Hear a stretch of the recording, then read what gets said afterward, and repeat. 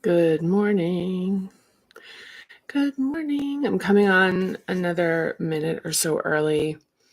Doesn't look like it's happening today, but the frozen frame thing at the beginning, where there's sort of a random snapshot of me setting up my station here that gets frozen on the screen for up to a minute. Okay. So I am just settling in here. I'm going to start right at 8 o'clock. So yes, I'm a little early, and it's interesting because I just watched, even though we didn't get a frozen picture, the timing on this just reset. So there's like a little glitch here that's corrected for by coming on a little bit early, but here we are. I'm going to start in a couple of seconds and get going. Good morning. Good morning. All right. It's time. It's 8 o'clock. Okay. So welcome and good morning to my beautiful lovelies to the Parinama practice space. Now, this is the intention of putting this time in this very particular style of addressing the practice together is to begin the process of creating a relatively consistent practice of showing up for this work. Now, I'll talk more about it in the future, but I'm going to be re-platforming this, and more to come on that. But for today, our topic is going to be the continuation of adaptations and holding patterns, the last session that we have this week on the topic. And my nose is itching. I don't know if that means somebody's talking about me, probably. Is that what that means? But anyway, I'm Katie Bickford, and I am a lot of things, just like you are. I'm a lot of things. I currently here am representing being the author, the founder and the co-creator, really, of Parinama Method. I've been an executive. I am the co-host of a podcast called The Business Psychos about surviving and making the most out of the conventional corporate world. And that springs from having been an executive for, a couple decades. So what are we doing here today? We are going to talk adaptations. And if you were along for the ride yesterday, you will remember that we talked about the dilemmas. So to kind of like bring you up to speed here, I'm not going to talk about the larger context of the tangle and the formation of our patterning. That will be, kind of rewind back to a day or two ahead, and I do sort of a more exhaustive coverage of that. For today, I'm just going to run through the highlights when we're talking about adaptations and holding patterns, and very specifically in the context of the tangle, where per each developmental phase of our nervous system, interruptions and stressors, events and circumstances happen. And we, as little beings, as we're growing and developing, adapt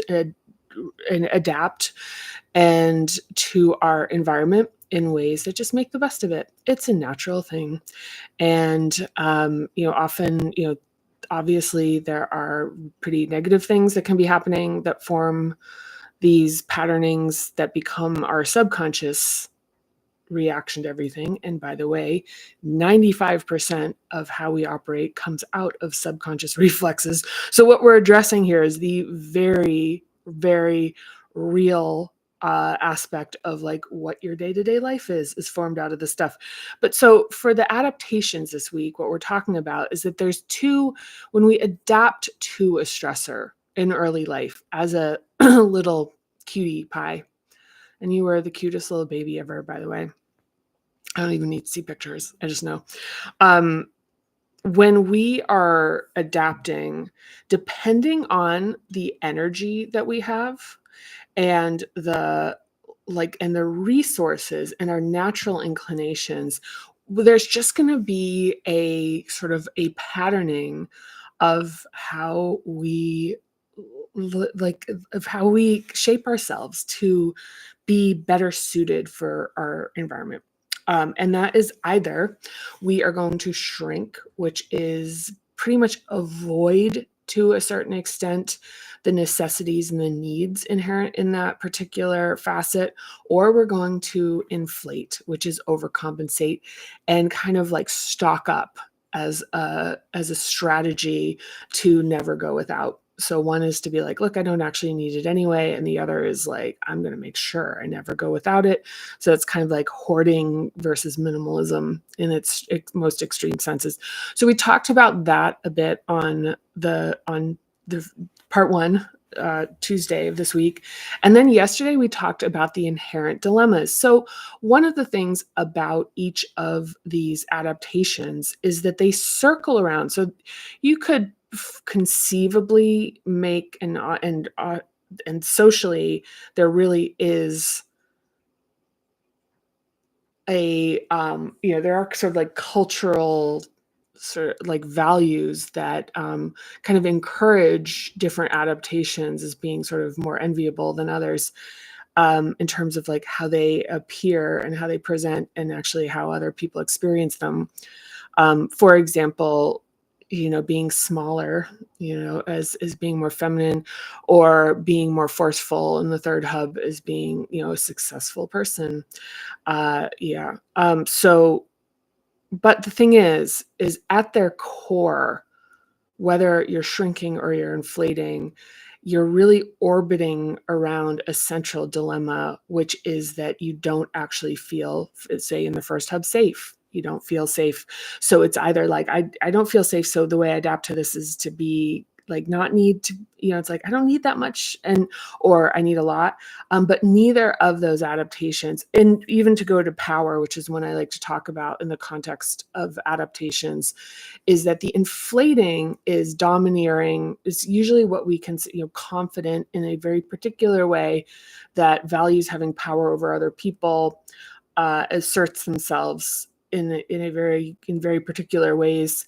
Very interested in hierarchy and being at the top of them. Much is written about this in Parinama that we get into later.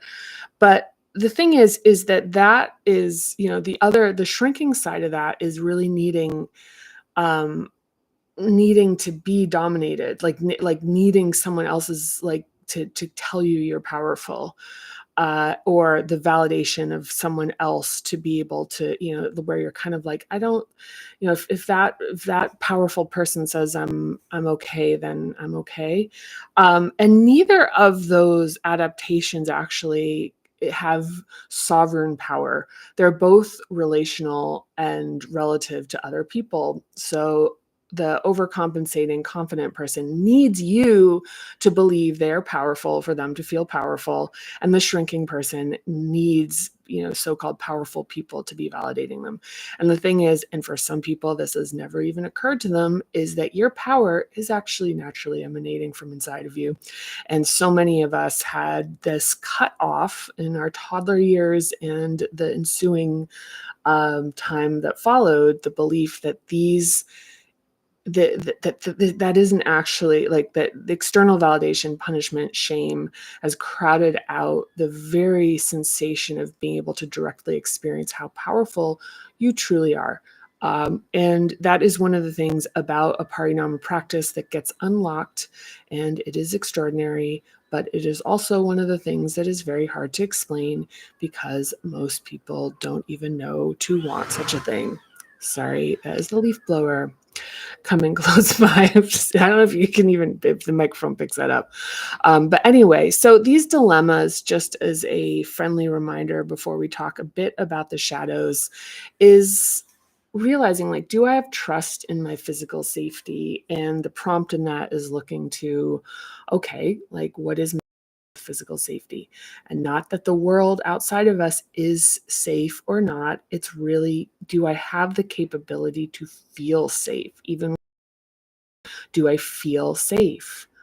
And do I trust in my ability to figure things out? Do I trust in my ability to withstand difficult situations, and come out the other end? Do I trust that ultimately things will level out? Because a lot of times the physical safety, we're talking for the most part, not always about acute phenomenon that creates very emotionally resonant experiences, but there can also be the ongoing patterning, but more on that some other time. Can I allow myself to want what I want? Like, do you want what you want? And think about that. Does it make you happy for other people to have what they want? Does that create ease for you? So it's like, well, if everyone else is happy, you think like the sort of, housewife who's relieved at the dinner party, when everybody is, like content, and it's like, phew. And, and then there's the repression of their own needs in that moment to possibly have wanted to relax too, or to receive the level of appreciation that would be appropriate for the amount of care and energy that went into the preparation. I mean, that stuff is probably going to surface anyway, even if you want what you want. But it's one of the things about second hub stuff is it's really sneaky because desire is really about being able to feel that innate, internally sourced wanting of the things that you find pleasurable, and not as something that is actually working out the issues of other hubs, which is the things that you find pleasurable actually just create relief in terms of your external environment accepting you, or you're validating you, or making you feel safe. So in the second hub, it's very tricky in this sense because it's like messy. It's like has that kind of like a little bit of hedonism in there. Certainly to enjoy pleasure, there is an aspect of that is like, it's wild, like to really like enjoy something and let yourself really surrender into the satisfaction of even like eating something, or like a physical, it's very taboo in Western society. Like if you were getting a massage, to be like, oh, like, like we're really fenced in a lot in terms of expressing that, and just being that it's like really enjoying and wanting what you want is kind of a thing. And to investigate that a little bit, then we look at how powerful can I be without making. And we've already talked a little bit about the three dimensions. For the early childhood, the fourth hub, which is in the heart, lungs, that we feel in terms of like being able to breathe and sort of like open our physical heart space up, is how much of myself do I hide to belong? And for people who've idealized childhood, as discussed yesterday and is certainly written about in the book, is remembering that early socialization patterns have a lot of heartbreak and a lot of like really isolated processing that's happening, because there's also a separation from, in many cases, a separation from being able to like talk openly about it because it's so confusing and you don't have the words yet for it. You can kind of be like, I like that person. That person's mean. But the complexity of the things that are starting to carve themselves out in terms of like how you fit in with the person and what it means to navigate bullies, or people rejecting you, or or people you like a lot, and that excitement of having those new friendships where you have these connections with new people. It's kind of the precursors of sort of falling in love, is your playground friends, that kind of fun. But it's thinking about like how much of myself, it's like, okay, I can't tell people that I play with these toys, or that I live in this weird house, or my dad isn't something or other, or like just things where you start to figure out, you're like, oh, there's stuff I'm not, I've seen other kids get embarrassed for, or, I've seen, I'm getting the, like people are, maybe shaming or kind of bringing up that shouldn't be that way. So in this, the where we really orient ourselves in the dilemma is really about worthiness. as being, and the love that's in you sort of emanating from inside. So I'm not going to go through all of the dilemmas today because we are going to talk about the shadows. And what do I mean by the shadows? We have discussed them in previous sessions. Today, the way I'm just going to talk about them is I'm going to be pretty, let's see, we're going to go through them pretty quickly. And I'm only going to talk about the first three because the upper shadows and the resolution of them, it's not exactly possible until physical safety is established, until emotional literacy and capacity is created, a sense of worthiness, confidence, and power is autonomous, is not relying on other people's approval. And even to a certain extent that your own worth, that you can feel that enough that there isn't any fearfulness of doing anything that's going to shift approval away from you. Because when we get to the fifth, sixth, and seventh hub, when we're getting to speaking our truth, when we're getting to allowing ourselves to see very clearly, which can lead to a lot of heartbreak because it's like the disintegration of illusions, and to even know to change our minds. So in the seventh hub, that the preparation for that really does require some early hub work to create a foundation, because without it, if we start speaking our truth and we don't have the underlying foundations really at least established and understood, and have some tools around how to manage them, going into these upper hubs winds up actually just in a very convoluted way serving the patterning of the lower hubs. So a lot of rationalization, it strengthens rationalization, or even speaking up winds up becoming an allegiance with somebody else, being like, okay, well, I'm saying this, and this person, I'm calculating who's going, when I speak my truth, I'm still overly concerned about who I'm aligning myself with.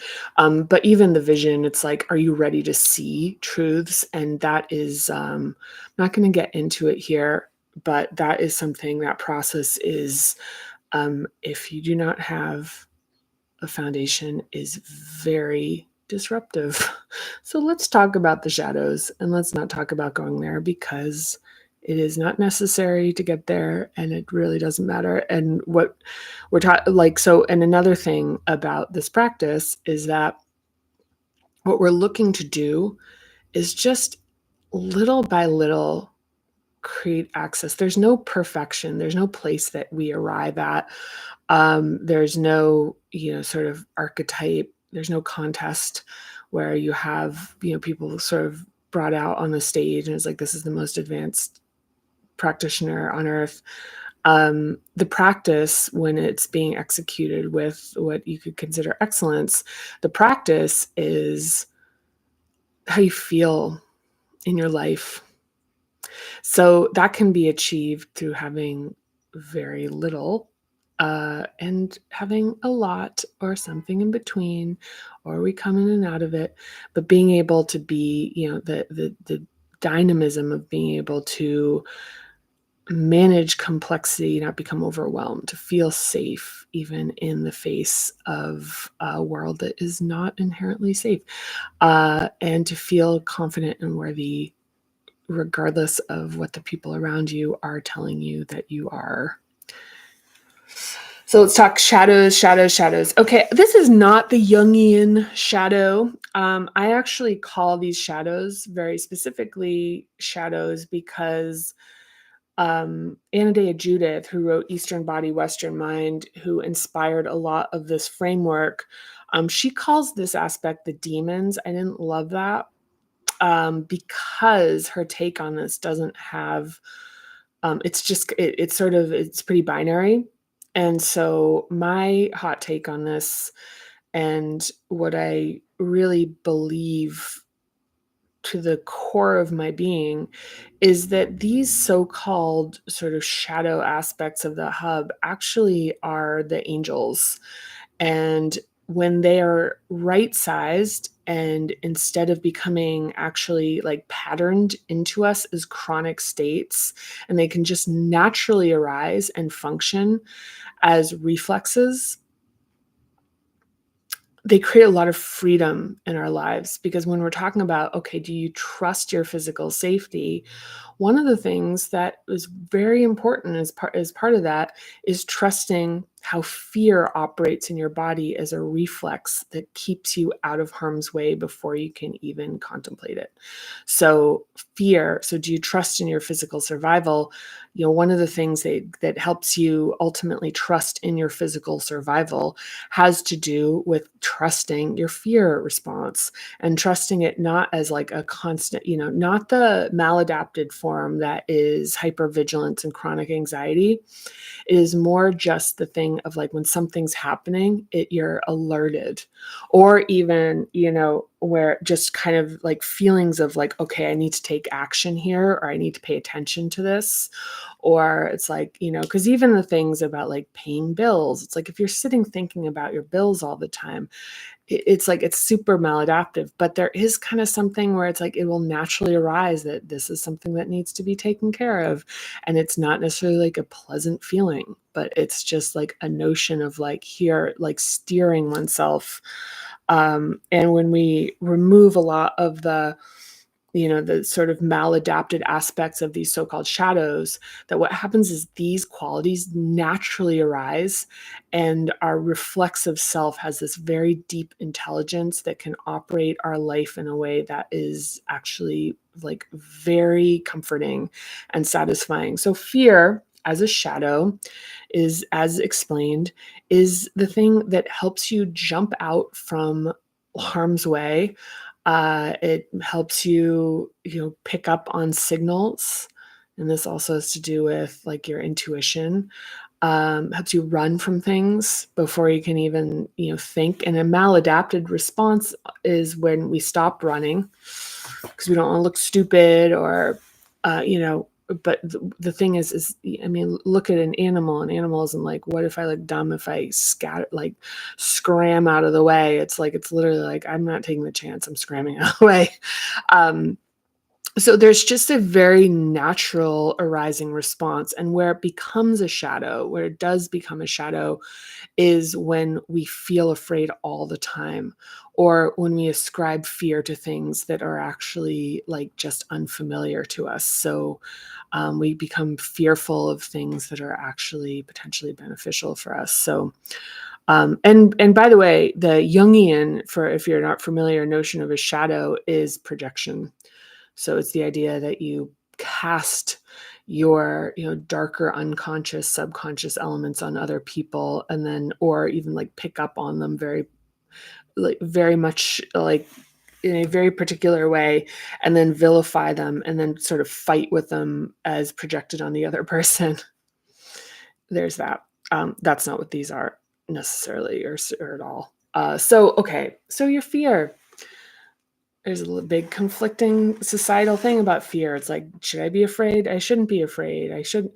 It's like, and this is where nuance is particularly helpful. To understand that it's like, yeah, there's a part of fear that's incredibly important, that's actually part of your integrity. And your fear is actually part of what can create your sense of security, is when you trust in the fact that you have an innate reflexive responsiveness that potentially was maladapted, and we can work on that. But that the fear reflex in and of itself has been conserved for so long because it is so effective in keeping you safe. So effective in keeping you safe. So, we talked about, can I want what I want? The shadow in here is guilt and shame. Shame is overused, punished. So consider that a nervous system at the age that it's, a toddler age does not have the cognitive capability to really download complex logic and reasoning. And so punishment and shaming, it just creates like sort of a somatic fear armor. Someday, I hope that it is understood how bad shaming is for young children. It does not, it has the desired response in that it shifts behavior, but it also shifts behavior in a way that is incredibly high voltage for a very delicate nervous system. And as a result of that, the nervous system adapts in a way that is very tuned and shame avoidant, and therefore becomes very shame bound. Very common that we see this in people, very common. But so the shadow is shame and guilt. And one of the things about guilt and shame is that in their naturally arising so-called shadow chronic element, shame arises when you cause harm to somebody. It's that feeling, it's like awful feeling of if you do something like that is like, it's a forcing function to make good of something that you have done wrong. It is just natural. It is natural if you've caused harm. Guilt and shame. And the guilt is like kind of where you can isolate the specific incident. Shame is where it just winds up becoming like this overwhelming thing where it's like, I am a bad person, versus I did a bad thing. And guilt is kind of like, I did a bad thing. And then guilt is kind of like when you start to be like, I did a bad thing. I ate this, I did a bad thing. I said something this, I did a bad thing. Like, it just, where it's like everything you do is terrible. And then shame is where it's like, well, I do all these terrible things, I must be terrible. So there's kind of an escalation path there. But the thing is that what you're looking for is the reality that the function itself, when it has not been maladapted, is actually really extraordinary. It's like an internal justice system. You've like, they should be ashamed of themselves. And that justice, when you think about what a judicial system is doing, is it's actually trying to exert shame on people, shame and consequence, right? And the reason that people, or a reason that shame is inaccessible is when we're ashamed of everything. We've internalized chronic shame about just fundamentally being, like, I'm a terrible person, or everything I do is terrible, or the guilt, being really hard on yourself.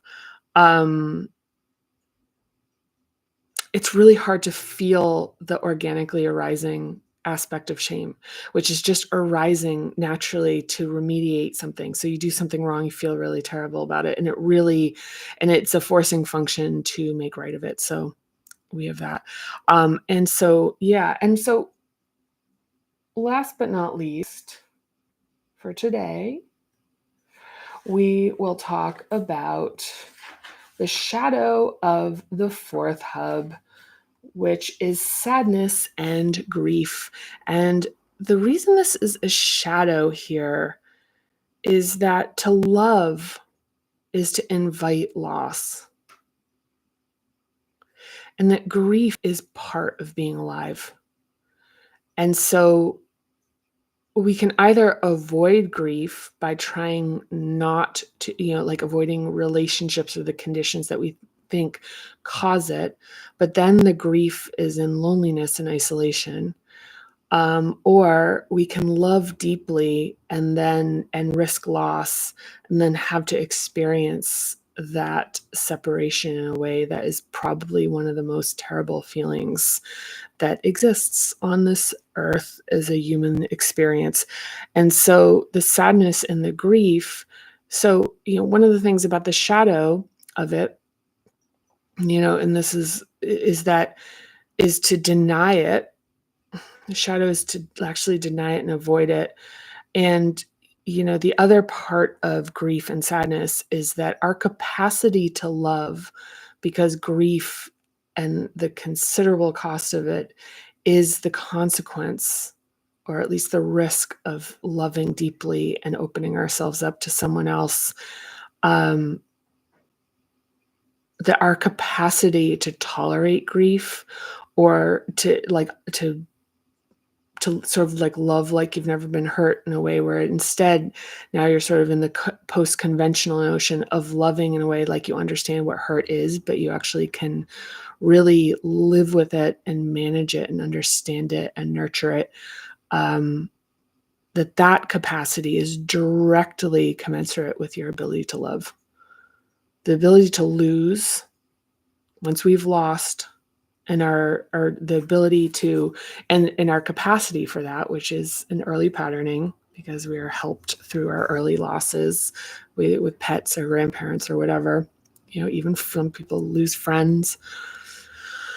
All sorts of ways that we lose in early life, and how we're taught to deal with it is an expression of how we learn how to love, is to say goodbye and to live with a knowing that is really challenging.